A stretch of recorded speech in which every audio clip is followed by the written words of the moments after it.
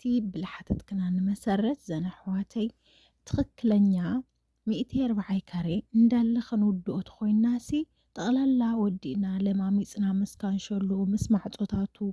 مسراميكو كل نجر 240 تغليلنا ودي ناسي عدنا خنقاتو مسندلس كندي برس كودأنا يخيل سكت فلت تخونكي وي حاتيتكي برقص أمثلنا بزحالفة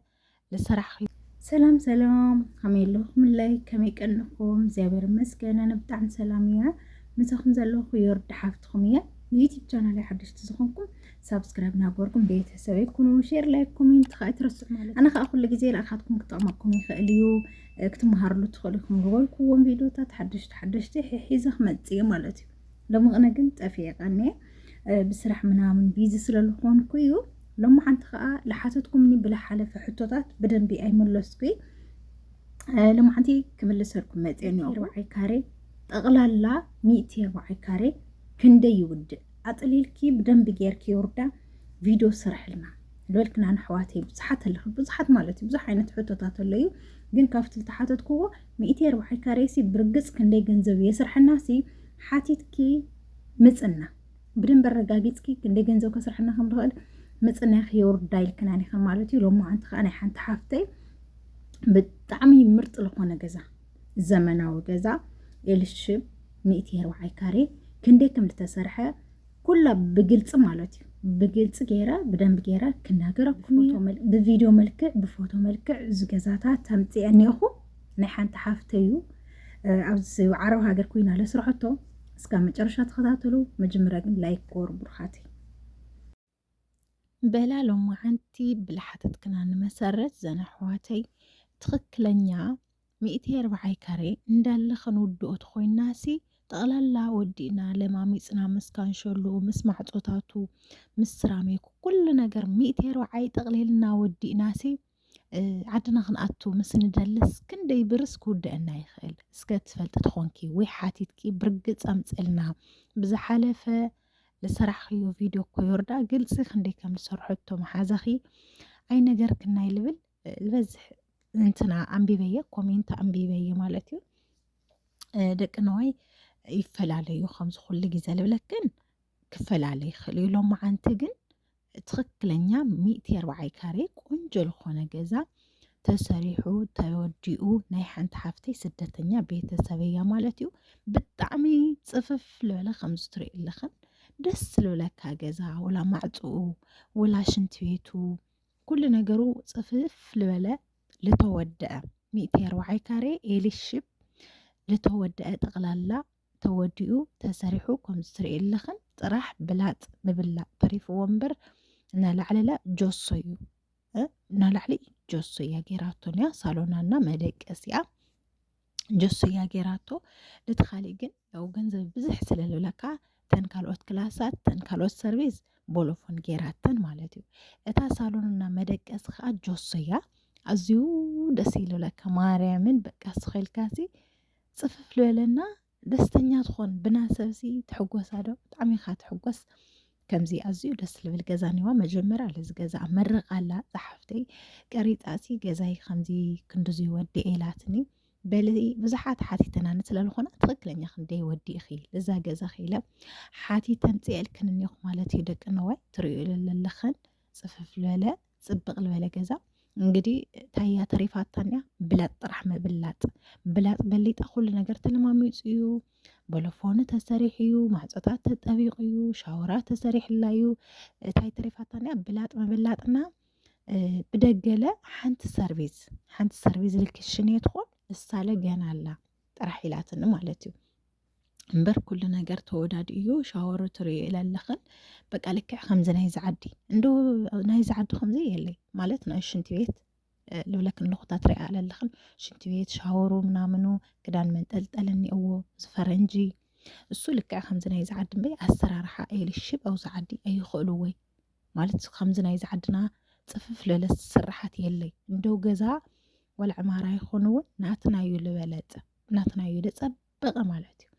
እና እዚ ሽንቴት ልክዕ ከም ናይ ዝዓዲ ይንዮ ካልእ ኣሰራርሓ ግን በቃ ናትና እዩ ልፅብቕ ብጣዕሚ ኤልሽብ ከምዚ ዓይነት ስራሓት ኣይሰርሑ መብዛሕትኦም ላ ዕማራ እዮም ዝሰርሑ ወላ ተሃለ ሻዕቢ ገዛ ለ ሻዕቢ ወላ ተሃለ ግን ከምዝናና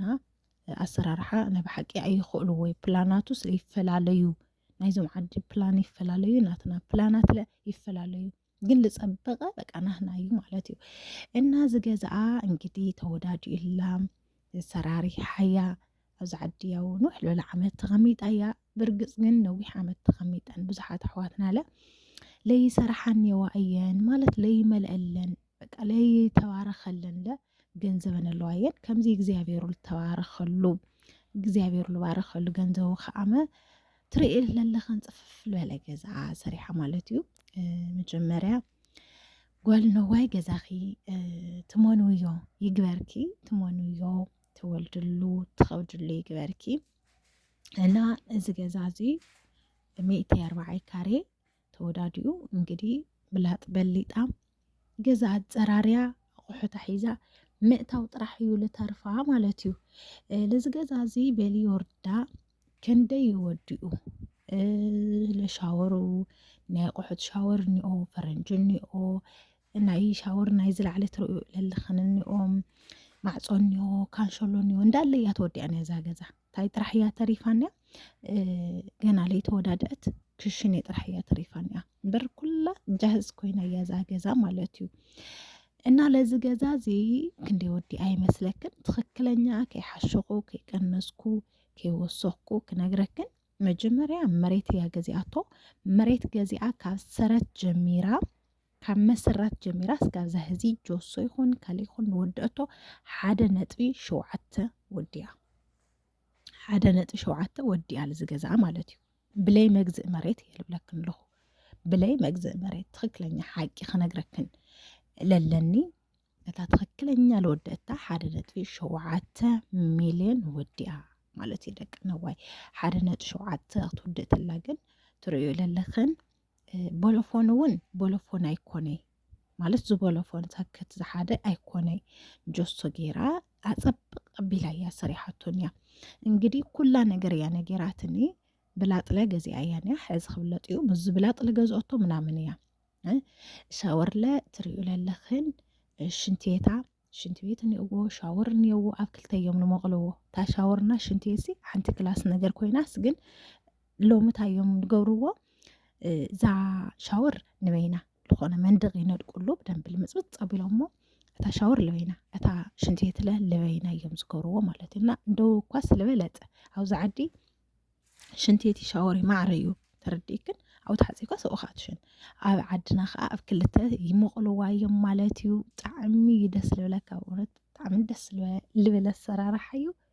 ደስ ይልብለካ ክትሪኦካ ትገዛ ላዕሊኡ ኢለ ጆሶ እዩ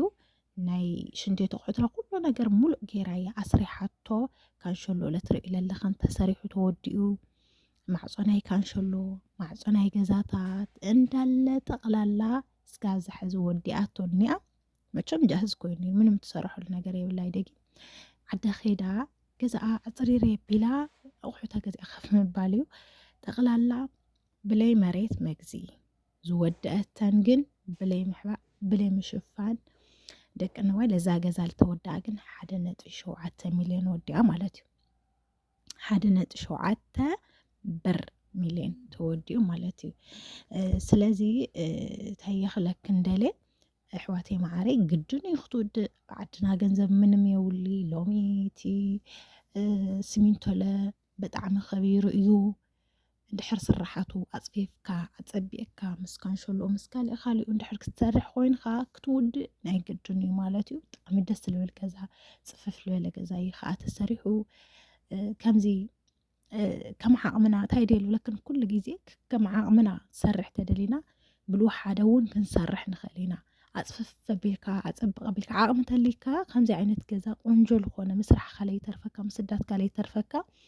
እስካብ ሙሉእ ሂወትካ ስለልነብረልካ ገዛኻ ኣፅፊፍካ ፀቢቕካ ዘኒጥካ ክትሰርሕ ደስ ይብለካ እዩ ተዘይመሊእልካ በተለይ ብትናይ ሕዝንዩ ስደት ግን ተለይ መሊእልካ ግን ግድን ኣይኮንካ ጆሶ ጌርካ ምናምን ጌርካ ክትሰርሕ ሓንቲ ክልተ ክላስ ኣለም ፀቢልካ ወላ ታሕቲኡ ፋርሻኻ ጌርካ ግድን ኣይኮነ ብላጥ ምናምን ክትብል ተረዲእክን ከም ዓቕምኻ ለ ክትነብር ትኽእል ኢኻ የልብለክን ማለት እዩ ዘንደቅናይ እዛ ገዛ ግን እታ ትኽክለኛን እታ ሓቅን ከይሓበኣኹ ከይሸፈንኩ ክንደዚኣ ዝተወድአት ኣምፂአ ኢልክኒ እኮ 1.7 ዝወድአ ብጣዕሚ ዘናጥ ብጣዕሚ ቆንጆ ዝኾነ ገዛ ተርዲእክን ያው ፅቡቕ እዩ ተርዲእክን ንጋደድ ክባረ ይበሃል ንስራሕ ለይብሉ ወይ ልብዓድል ኣሎ ትኽክል ክባር እዩ ኣይኮነ 1.7 እዚ ዋላ 700,000 እስካብ ይመፅእ እዩ ኣብ ስራሕ ዓለም ንለሎ ሰብ ግን ቀሊል እዩ ማለት እዩ ልምታይ ዝገዛ እዚ በቃ ማዕርኽ እንደ ይዝንጥ ይፅብቕ ትሪእዮ ለለኽን መረውኡለ ከንሸልለ እዚ ይመስል ናይ ሎማዓንቲ ቪድዮ እዚኣ ትመስል ደቂ ነዋይ ሕቶት ኣለክን ብኮሜንት ኣምጣለይ ክምልሰልክን እየ ብጣዕሚ እየ ለመስግን ስለተበረታትዑኒ ሳብስክራይብ ናገርኩም ካብ ቤተሰብ ይኩኑ ባይ ባይ